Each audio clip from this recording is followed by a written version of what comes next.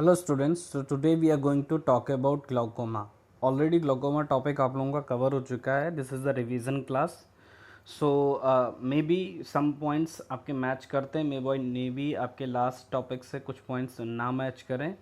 So आप उस चीज़ को कोई doubt है तो आप मुझसे पूछ सकते हो, उस doubt को clear कर सकते हो. Okay? So let's start with the topic. First definition.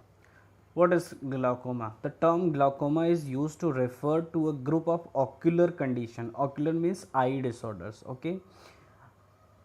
Group of ocular conditions that means कि बहुत सारे eye problems create होंगी. Characterized by optic nerve damage. हमारे जो आई एरियाज़ हैं, ऑप्टिक एरिया है, उस ऑप्टिक एरिया को कौन सी नर्व सप्लाई करती है? ऑप्टिक नर्व सप्लाई करती है. और ऑप्टिक नर्व के डैमेज होने से बहुत सारी प्रॉब्लम्स क्रिएट होती हैं. तो उस चीज़ से हमें एक group of sine and symptoms का देखने को मिलता है.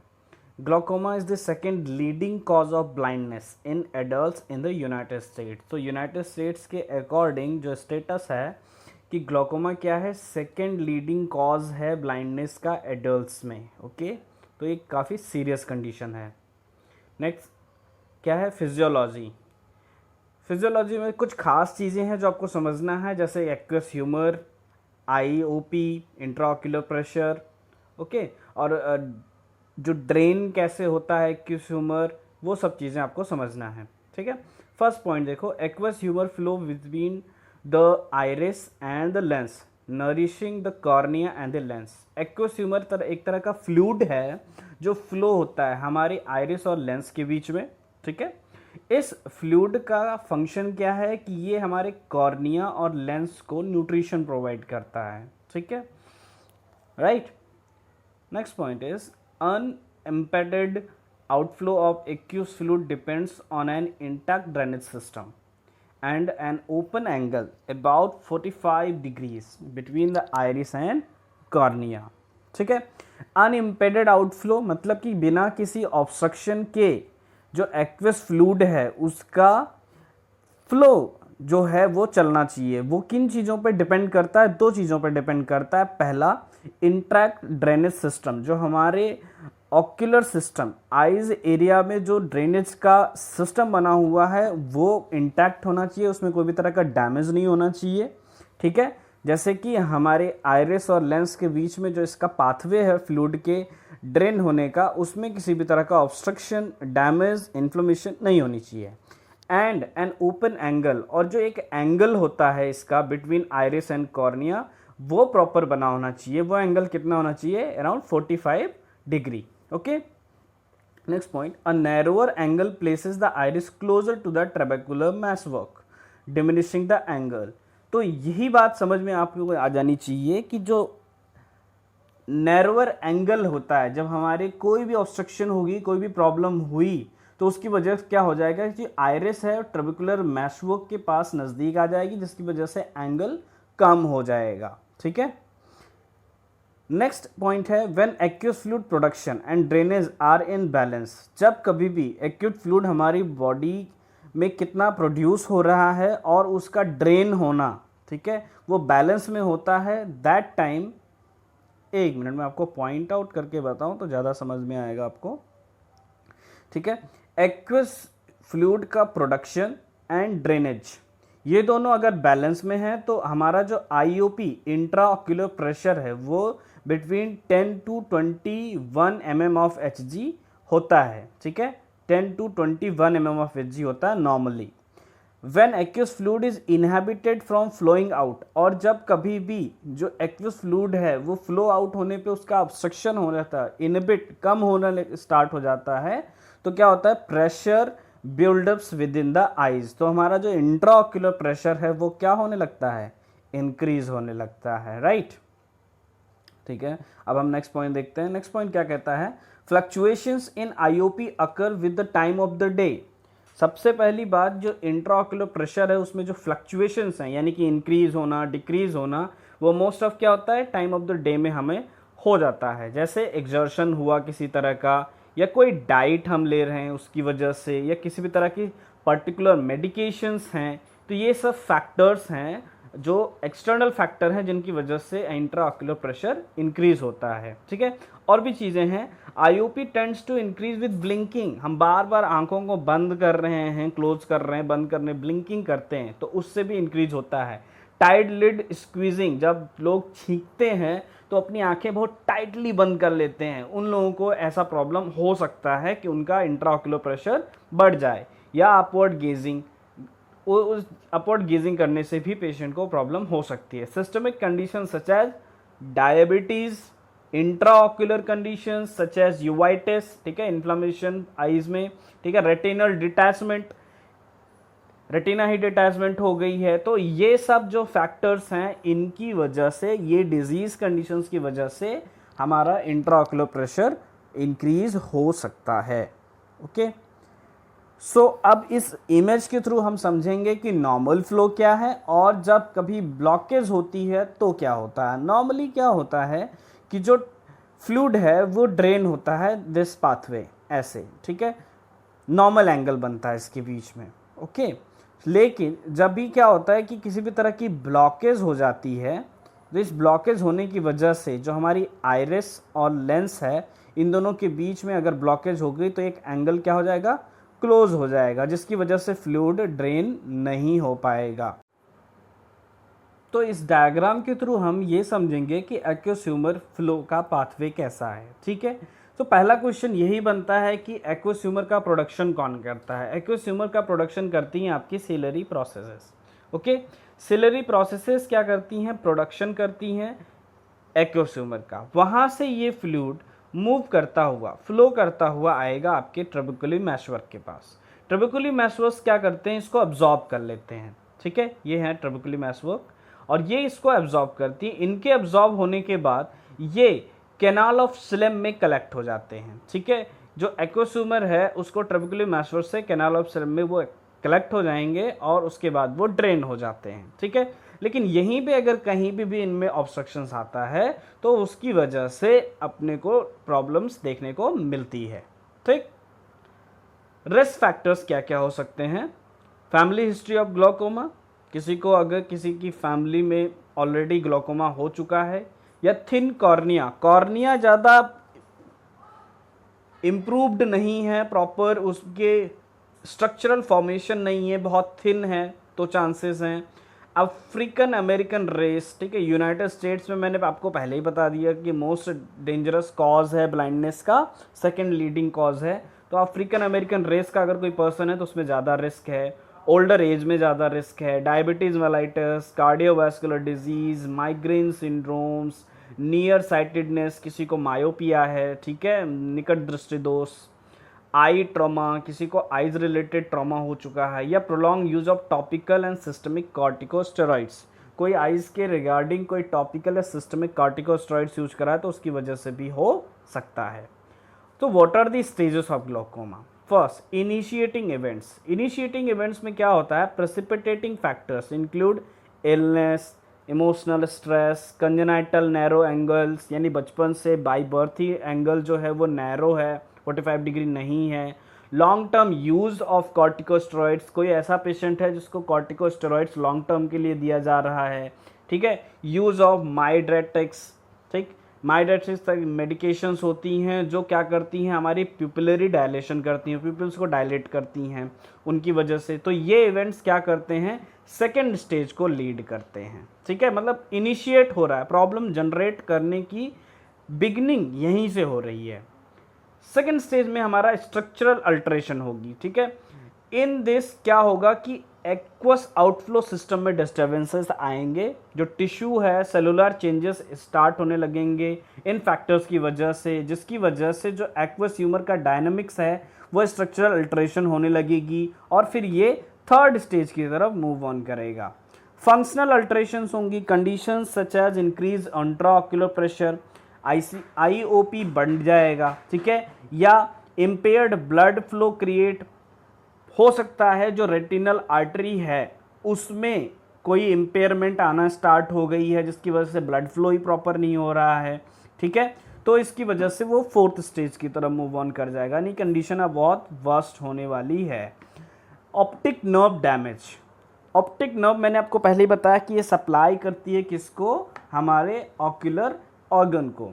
तो atrophy of optic nerve is characterised by loss of nerve fibres and blood supply. तो जो हमारी नर्व है और ब्लड सप्लाई है, इन दोनों में क्या हो जाएगा, डैमेज हो जाएगा, लॉस हो जाएगा, जिसकी वजह से ऑप्टिक नर्व अपना फंक्शन नहीं करेगा। और ऑप्टिक नर्व अगर फंक्शन नहीं कर रही है, यानी कि सीधी सी बात है, ऑप्टिक नर्व का मेन फंक्शन क्या है कि मैसेज जो आईसाइट हम देख रहे हैं उसको वहाँ से कलेक्ट करना मैसेज को और ब्रेन तक लेके जाना।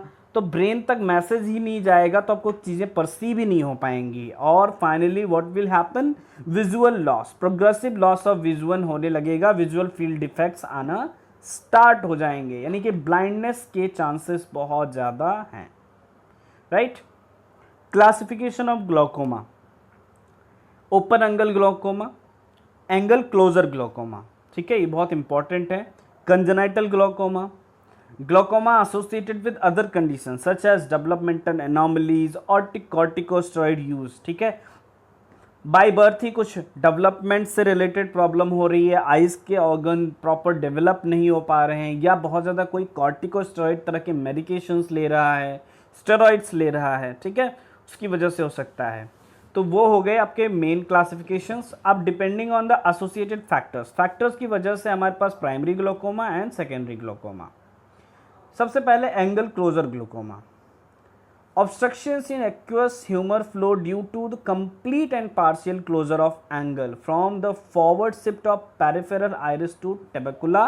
The obstruction result in increased IOP. Mainly क्या हो रहा है कि जो एंगल है उसका पार्शियली क्लोज होना स्टार्ट हो गया है, ठीक है, और क्या हो जाएगा कि जो हमारा एंगल है वो शिफ्ट हो रहा है पेरिफेरल आइरिस की तरफ, ट्रेबेकुला की तरफ, ओके, जिसकी वजह से IOP इंक्रीज हो जाएगा। It is divided into acute angle closure glaucoma, sub acute angle closure glaucoma and chronic angle closure glaucoma. तीन तरह के टाइप्स इसके बताए गए हैं, acute angle closure glaucoma, sub acute angle closure glaucoma and chronic angle closure glaucoma. Then we have open angle glaucoma, ठीक है, second type.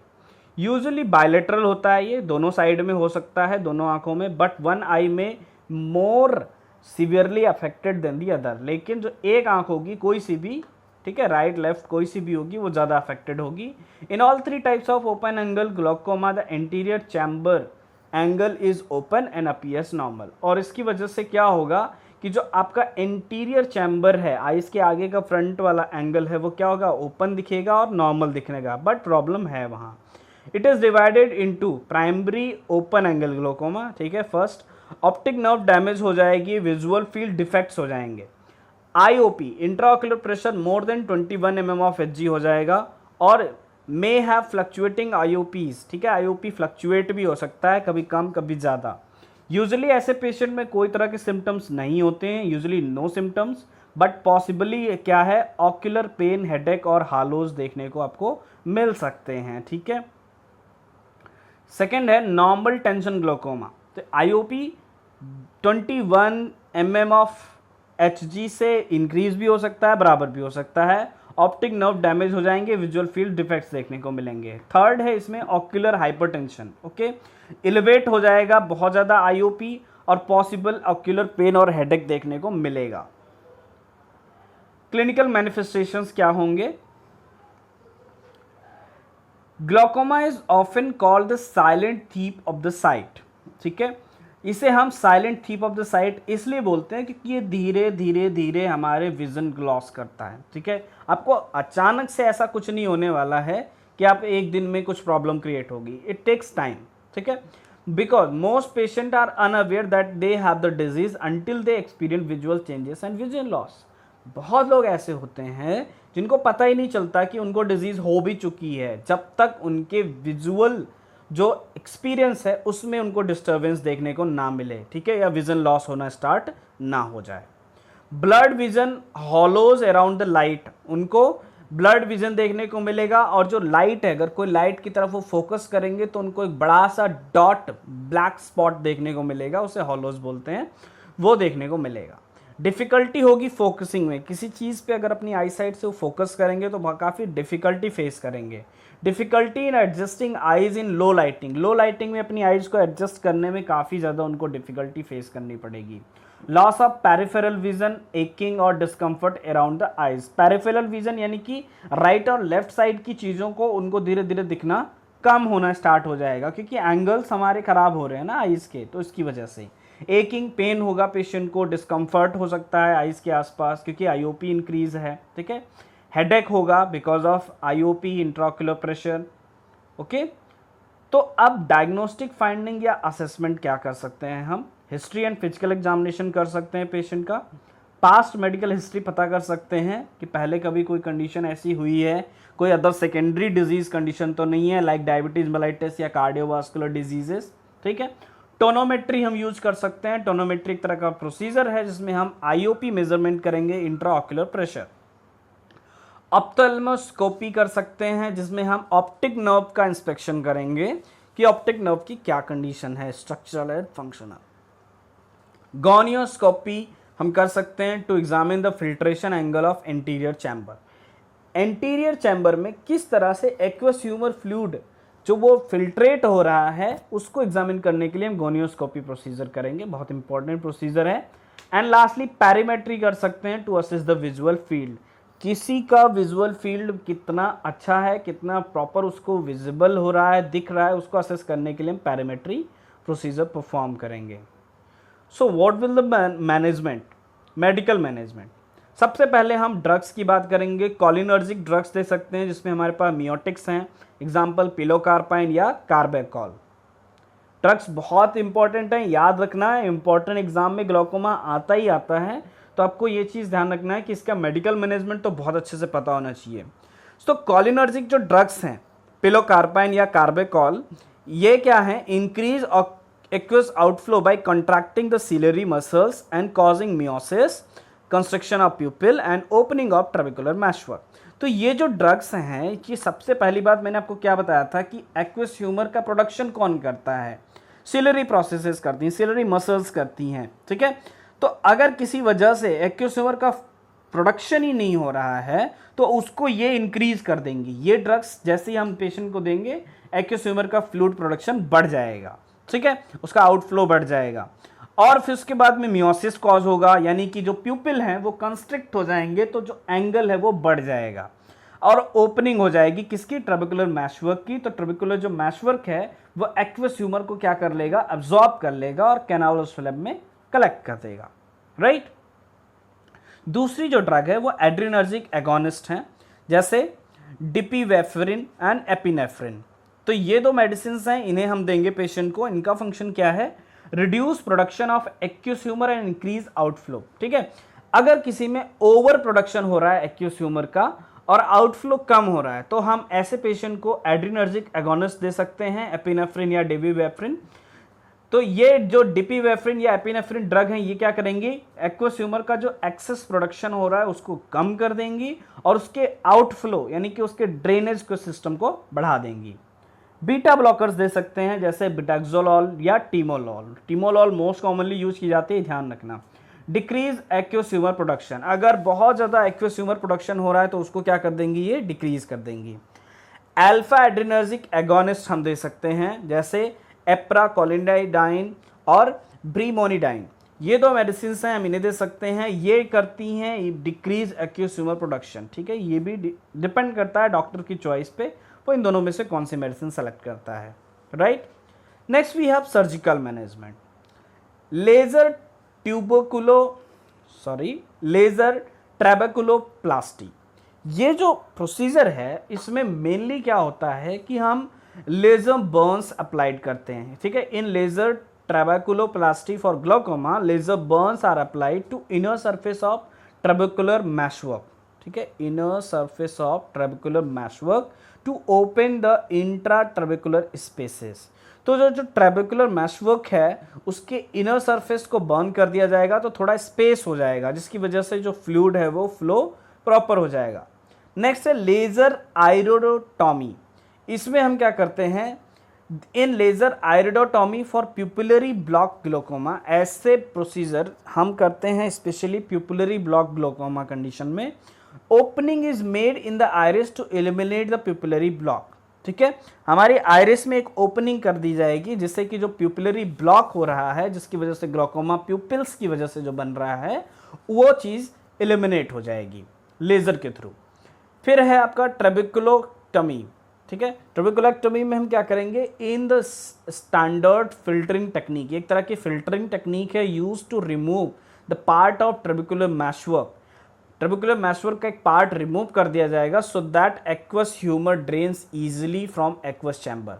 जो एक्वस ह्यूमर है, वो जो ऑब्स्ट्रक्शन हो रही है वो खत्म हो जाएगी और एक्वस ह्यूमर प्रॉपरली फ्लो करेगा बीच में एक्वस चैम्बर के, राइट।